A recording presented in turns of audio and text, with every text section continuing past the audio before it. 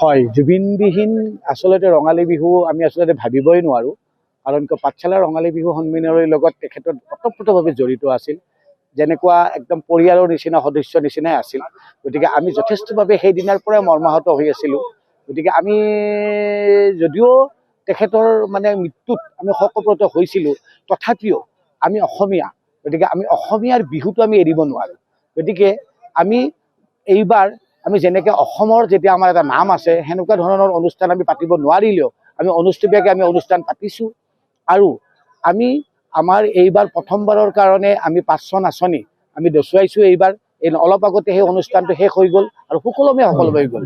আৰু এইবাৰ মই এতিয়াই ঘোষণা কৰিছোঁ যে আমাৰ পাঠশালা ৰঙালী বিহু সন্মিলনীৰ স্থায়ী সভাপতি মই নিজে স্বপন তালুকদাৰ হিচাপে মই কৈছোঁ যে অহাবাৰ আমি যেনেকুৱা আমাৰ এটা নাম আছে যে আমাৰ পাঠশালা ৰঙালী বিহু সন্মিলনৰ অসমৰ ভিতৰত, গতিকে সেনেকুৱা ধৰণে আমি বিহু পাতিম।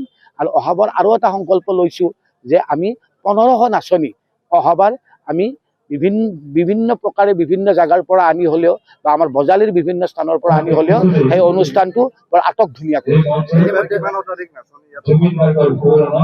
এইবাৰ আমাৰ 520 এনেকুৱা নাচনীয়ে আমাৰ এইবাৰ প্ৰদৰ্শন কৰিলে। কাৰণ এই গোটেই প্ৰগ্ৰামটো আৰু বাঢ়িল হয়, কিন্তু আমি এই গোটেই প্ৰগ্ৰামটো আমি 3 দিনত গোটেই পদ্ধতি সিদ্ধান্ত লৈছোঁ। আৰু সিদ্ধান্ত আৰু এতিয়া আজি ধুনীয়াকৈ সুকলমে সেই অনুষ্ঠানটো হৈও গ'ল।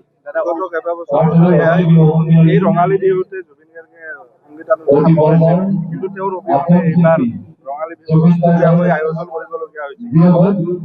নাই সেইটোৱে কথা, কাৰণ তেওঁ অবিহনেতো বিহু ভাবিবই নোৱাৰি। আৰু গতিকে গোটেই ষ্টেজখন এটা উকা যেন লাগে।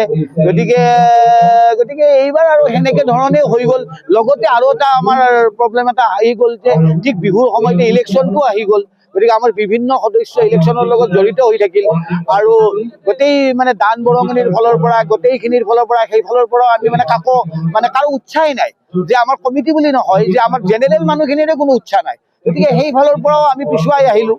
গতিকে যিয়ে নহওক, গতিকে জুবিনৰ আমি তেখেতৰ শ্ৰদ্ধাৰ লৈ আমি এতিয়া আমাৰ গধূলিও এটা তেখেতৰ এটা প্ৰগ্ৰেম এটা আছে। আৰু আমি স্ক্ৰীণত আমাৰ বজালি ৰঙালী বিহু সন্মিলনীত যিখিনি মানে আমাৰ পাৰফৰ্ম কৰিলে 2002ৰ পৰা 2000ৰ পৰা যিমান পাৰফৰ্ম কৰিলে তাতকৈ আগৰ পৰা এই গোটেই অনুষ্ঠানবিলাক আমি স্ক্ৰীণত দেখাই আছোঁ। আৰু গধূলিত তেওঁৰ শ্ৰদ্ধাত আৰু এটা অনুষ্ঠান হ'ব।